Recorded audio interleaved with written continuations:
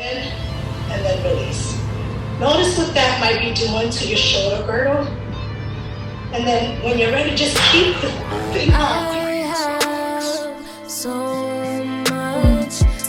My first question is, who are you? Who is Rosie? Right. I was thinking of that question a few weeks ago, like, who am I in this world? And I'm so many things. Once upon a time, I thought I was like nobody. And I've come to the conclusion that, I'm a daughter, I'm a mother, I'm a sister, a space holder, I'm a student,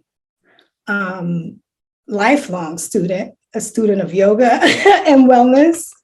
I'm a self-love advocate. It was so many things. I could keep going on, but I'm just like, wow, like it was reassuring just to hear that for myself and acknowledge that for myself and not needing any outside resource people like to, really acknowledge who I am and just knowing that I'm human and I belong here. So that's who I am. Yeah, I'm a yoga teacher. I became a fitness instructor like a year ago, all about mindfulness movements.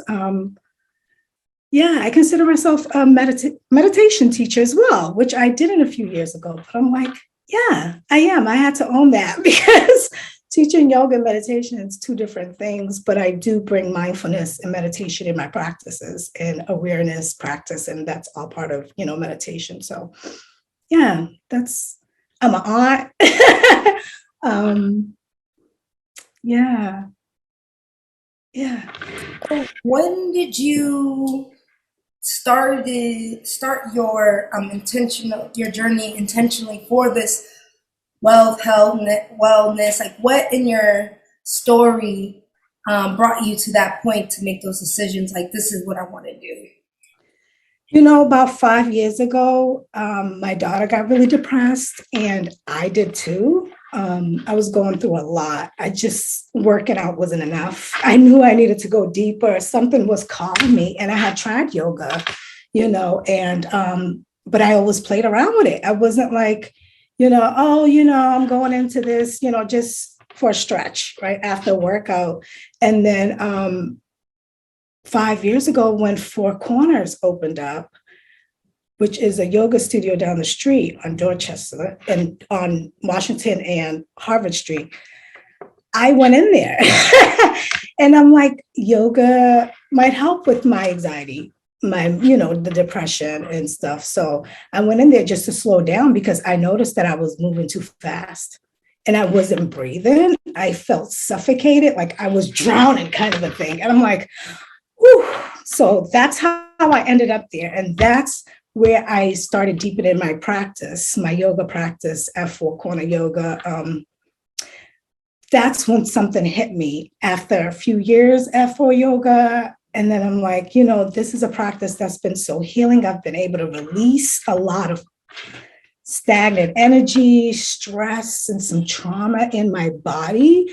And I was able to it was like flashbacks coming from like when I was a kid and was traumatized, just things growing up, just being a teenage mother, things started coming up. I started feeling guilty about not doing enough and just not being enough.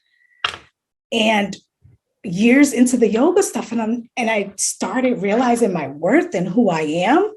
That's when everything clicked, and how yoga has this potential healing to heal.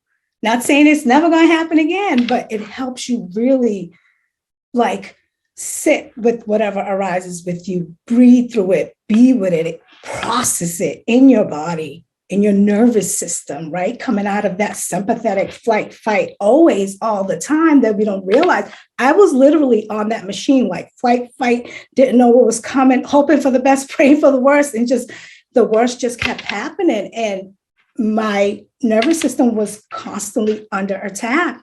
So once I noticed that in my body and the way yoga started supporting me in my practice, in my mind, my whole being, that's when the shift happened. And then I went into yoga teacher training. And like probably 3 years later, I'm like, well, this is a practice that's really dear to my heart. And it has potential to help people that look like me heal, because I don't see enough people in this space. And the question was like, why? Is because there is not a lot of people that look like me teaching. And a lot of it was that. And I discovered I went to like different yoga studios, got uncomfortable, got like it was my 4 corners, my comfort.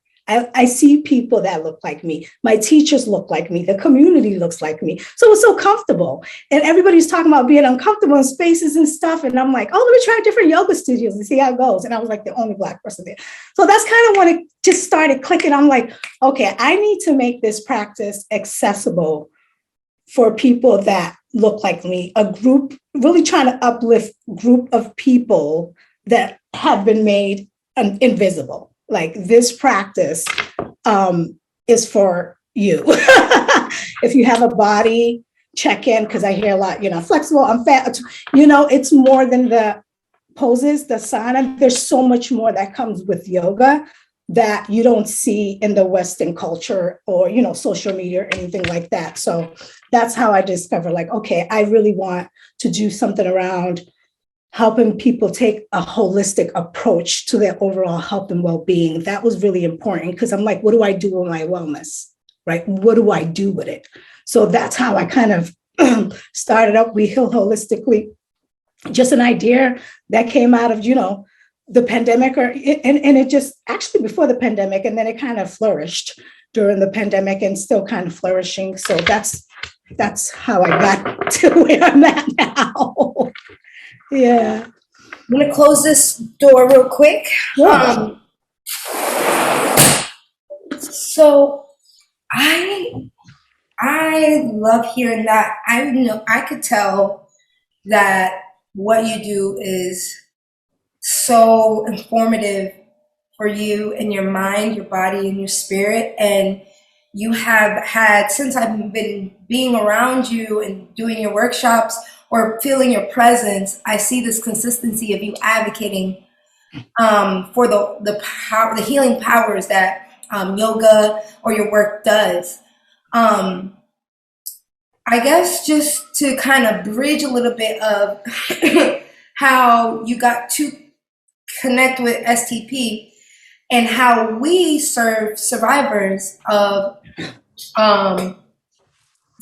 various sexual trauma and abuse. I'm wondering, without you needing to go into your story, what about yoga has helped you with your traumas, and how has that connected you to work deeply with Survivor Theater Project? Ooh, good question. I'm thinking some of my trauma and some things I've survived.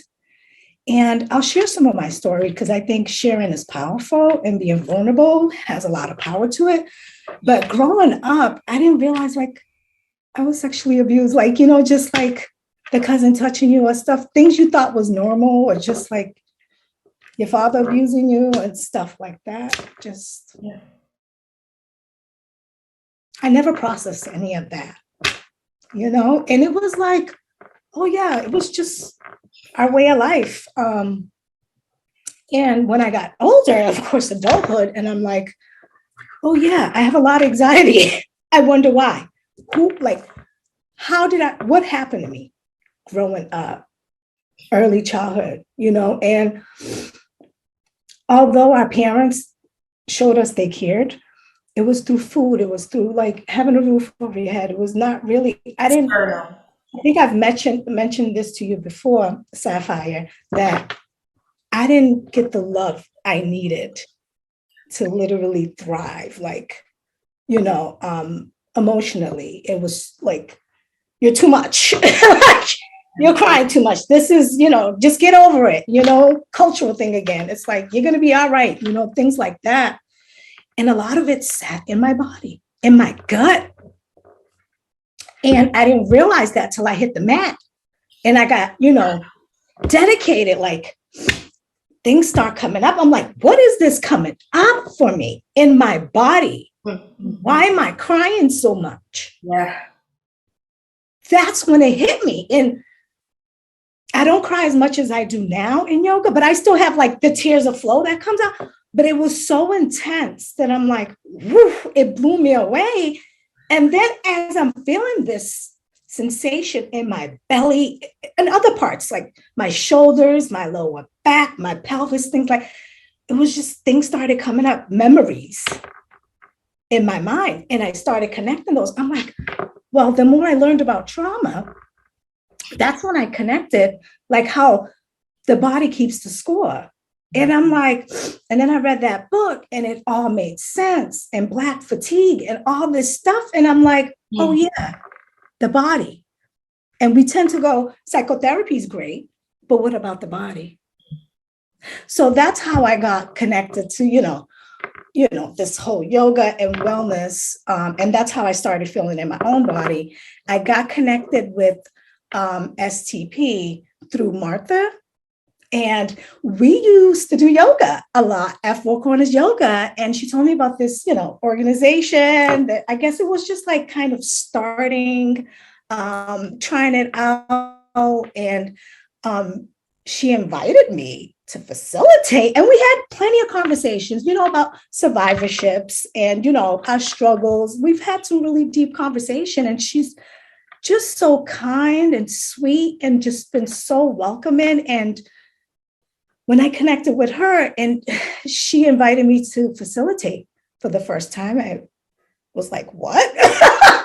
Like, I've never ever done this, and she believed in me. She believed that I have the skills and I am capable and worthy of doing this work. Like, I'm already doing it, right? It's like STP has intentionally, in a way that's so kind and welcoming, put me at the table, right? Not saying, oh, you got certificates or you got, have you facilitated before? There was none of that. It was just like, you have demonstrated just our relationship, me and Martha has, that you belong here. Like, come on in. I was hesitant at first and I'm like, we talked a lot, and she's seen something in me that I didn't see in myself. That was deep, because I'm like, if she can see that in me, then I could dig a little deeper. I can dig a little deeper and see that within myself. And then that's how I got connected with STP. And it's just been like such a reward. And I get emotional about this because if it wasn't for Martha, I don't know if I would ever been connected. And it's just been a gift, like literally like a healing community that has been so supportive to the facilitators and the whole community, and really being intentional about serving BIPOC people, which has been just amazing. Like, so yeah, I can say so much more. No, I hear you. I can go on and on, but it's just been quite a journey. I've met amazing people like you, Abigail, and so many other people over the email that I don't know, but you guys have given me your grace, been so kind and compassionate and welcoming to me. And it's just because our schedules get crazy. We get guilty about not being able to follow through, and, being accountable, like having you, Martha, people to hold me accountable in a way that's with grace, right? Mm-hmm. Like, this is, and it's not pushy. And I love that, it's safe. I feel safe here. I'm so happy to hear that, especially because I haven't gotten a chance to join any of your workshops until now. And leading up to it, I was like, okay, Martha did the same thing for me. 8 years ago, I joined STP. And similar to you, with my story, mine's happened in the home. My father was my first perpetrator. So my healing journey has been extremely complicated, but I wore different roles in STP over the years. I was a performing artist for their performing troops. And then I was facilitating workshops, SOS. Sharing Our Stories was the name that I came up with. Me and Martha came up with it together. I'm going to interview her next so we could hear her story and how this work has impacted her to see that in all of us. And also, I became director for I think about a couple years with STP. And then I realized like I am so like it's important for me to connect with my BIPOC community as survivors. And while I was in STP in all those roles, I was able to focus and center in Boston. But Boston is still, it still needs a lot of like survivor acknowledgement and survivor healing. And this is one way where I can still show up for my community. But as I was shifting away, because I realized it was really hard to sustain my healing and carrying those roles, Martha came to me. I was like, SOS, your workshop, your radical self-love workshops, your Juneteenth, all of that holds so much weight with us. How about we help you create your own lane in STP so that you can continue doing that for your BIPOC community. And that right there started Blueprint to Thrive, because while I was director, I was campaigning for Thrivers Blueprint, which was collectively created by us in STP. And so we were campaigning, raising money, and then by then we had enough to start, and I switched the name Blueprint to Thrive, because then I wanted to deepen it and say, there's people like me who came in and had no idea how to start and just kind of learned how to go, and I had Martha to facilitate. But what a beauty it is that now I'm a seasoned facilitator, seasoned artist. Since then, 8 years, I've done shows, I put out music, I'm now running my own business. But how do I now see other artists sprout into their dreams, and then other artists kind of look to people like you as inspiration and mentorship? And so to hear you come in and saying like, it was so vital that you felt seen, and without any push or any background experience, anything technical, you could just show up as you. And now I got to meet you identified as a seasoned artist.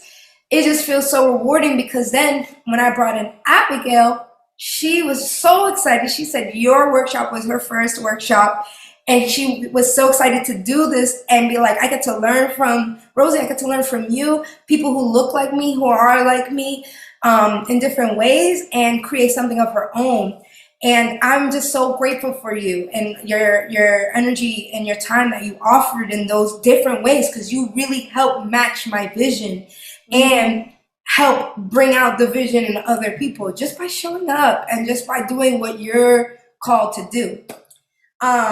So I was curious, how was this season like for you? Like, what are some things that you noticed for yourself in being a mentor, even though you're developing this new career, I think fairly early still. How does that feel for you? Yeah, still early. One thing I noticed about myself, I'm more confident. Yeah. Like I'm just ready to show up. Yeah, there's some anxiety, like anxiety's been my friend, but that's just because I want to do well. Yeah. But I feel more embodied. I feel more seen and heard. It feels natural. Like there's no effort. Like this is what I have planned, right? Like I do these planning stuff. I try not to overplan no more, because things might change, because I don't know who's showing up in my class. That's about trauma informed. I don't know who's showing up. Yeah. That plan could just change, because I could be teaching Happy Baby. Happy Baby's never in my plan, but some people like that pose, and I invite, do whatever works for you. Like, so it just flows so freely and so effortlessly with grace.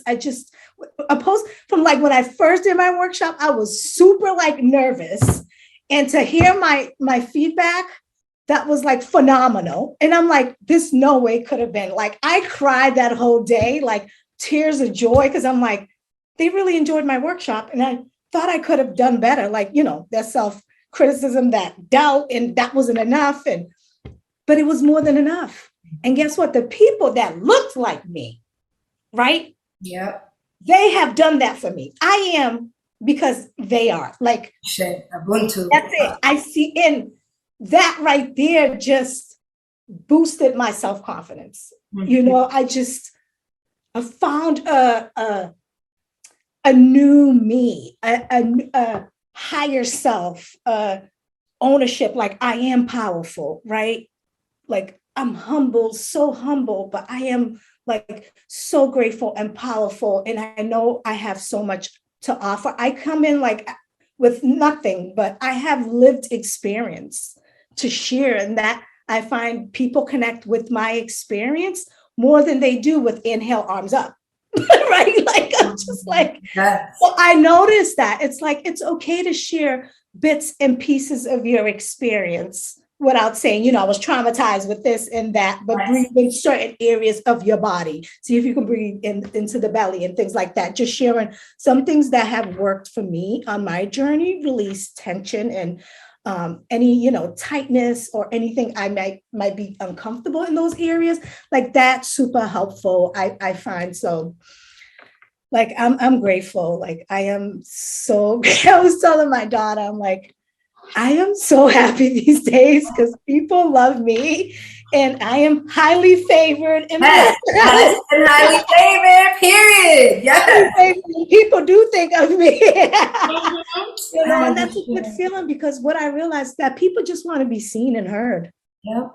And that was definitely something that Abigail got to like first experience, but felt safe to start with because she sees us, she hears us, she believed in us, and then for us to turn around and support her naturally to start her journey, and you just be so affirming every time. You were excited, like you would hear her ideas and be like, "Yes, oh my God!" It came natural to say, "Yes, you are also blessed and highly favored."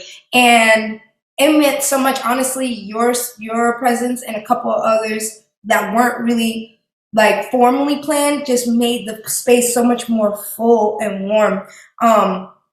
And I wonder, is there anything you want to like leave, like a message to other survivors, other yogis, other women, Black women, anybody that are listening that just haven't started yet but need that little push, little word or affirmation? What is something you want to leave us to know to get us started or get them started? I Us, would, them, we. right, I would say to all of us, everyone, just take a minute to pause and check in with your breath. Yes. Take a minute to just notice how you're feeling in your body. Check in with your nervous system every day, every minute when you get a chance. Knowing that, you know, all the survivors that are listening, that we are more than survivors. We are thrivers. We are excelling in every aspect of our life, right? And we need to keep prioritizing our self-care, our well-being, right? And consider taking. I encourage you to consider taking a holistic approach. And there's so many ways, like self-care looks different for everyone. Maybe yoga is not for you, but maybe you try Tai Chi. Maybe you do a little meditation for 5 minutes. Maybe go for a nature walk. Take time. I always say, take an hour. I take two. And it's not selfish. It's not selfish. Self-care is not selfish. If you are not well, then you can't take care, not yourself or anybody else. And you definitely can't show up the way you want to show up for yourself and other people if you're not well. I wouldn't be here now if I, haven't been taking care of myself, So I think that's super important. And I want to say that healing is possible and it takes time. It takes patience, right? It won't happen overnight, but I want to encourage you to trust the process in your journey. That's what I want to leave you with. Yeah. Oh, what are some things where we can find you? Where do you want us to reach out? How can we book you for more events? Yeah, I'm terrible social media. I'm definitely not the one. I love sharing, but I don't do much of it. I'm terrible when it comes to marketing. I'll be We're gonna honest. change that. We're gonna say we're gonna get better and We're better. going to get better. And that's something I'll be working on by the end of the year, maybe fall. It's on my schedule, but you can find me at We Heal Holistically on IG. And I'm at Om_Shanti 33 as well. Yeah. And my Awesome. website is on We Heal Holistically. You can find me there and check out my website, which is still under progress, but it started, it's up and running. BeHealHolistically.com. .com. Yep. Awesome. Yeah. And now lastly, like, what are some things you like to do for fun? What are your plans for the summer? What are some things about you personally that makes you happy so that we can wish you a great summer? Yeah, I love being outdoors in the summer all day long as much as possible. You're going to Cape Verde, right? You're going to your motherland. Verde this Thursday until the middle of July. So I'm excited about that, a little nervous, but excited. I'm going with family. I love doing yoga. I love just, hanging out with people that I love and my dog and just family. Love being near the ocean. Yeah. And you're Cape Verdean? Yep, I'm Cape Verdean, born and raised here, speak the language fluently, but guess what? I've never been to Cape Verde. So I'm going back. I'm hoping, I can connect with some of my ancestors and dig a little deeper in my culture and, learn from my aunts. They're all going. So I'm excited. They have a lot of things to show me. So yeah, my brother passed away a long time ago there, 15 years ago. So it's like never been. So there's going to be, some emotional feelings that come up, but that's okay. That's all part of the journey. I'm open and I'm here for all of it. Yeah. Sending you with so much love, so much water, good food, nourishment. We're so thankful. Sending you strength and all your angels and protection and your ancestors to give you all the wisdom and tools to come back feeling recharged, more confident, and more connected without any guilt or shame about how you connect. Just better ways to connect the way Rosie does, because you are divinely crafted for you. You're blessed and highly favored, and we're so grateful to have been working with you, and thank you for helping me thrive. Thank you, Rosie. This is a big part of my healing journey, my identities, and like I'm going to replay this and listen to this, and I'm going to really take in and soak in everything that you shared for me in my personal healing. So thank you, Rosie. Thank you so much, Saafyr, for inviting me. It's been an honor. I'm just so blessed that we connected and we have, this relationship that we can connect and grow and evolve together. Thank you so much. My pleasure. And one last thing, I always try to leave with a gesture. I speak fluent sign language, and normally I do one gesture. Well, I'll use this side. This means I love you in sign language, which is like a general like peace offering in the community. So if you want to join me in that, this is to show love. And when I send the images, it'll see us, just advocating for deaf people to be able to be accessible to this and do their yoga. They're doing yoga, they're doing their work too, but it's hard to see the bridges. So yeah, so sending love. And you know what's funny? My niece does this. And my sister sent us a picture. She's been doing this a while. I said, what is that? She keeps doing what her hand looks like a gang sign. She's like, no, that's love in sign language. Her school's teaching her. I said, that's amazing. So this is the letter I. This is one of the special signs that has its own setup. This is the letter L in the alphabet, and this is the letter Y in the alphabet, and together it makes I love you. Oh, wow. That's I love you. Yep. So typically you could do that. And if you really want to send extra love, you can say, this is the letter R in sign language, and you can do this, I really love you. I love you. Yeah, that's for extra love. So much from you. Thank you for sharing that. Yeah. Much love. Yes. Yes. All right. I love you, sister. Love you too, sis. Thank you so much. So much.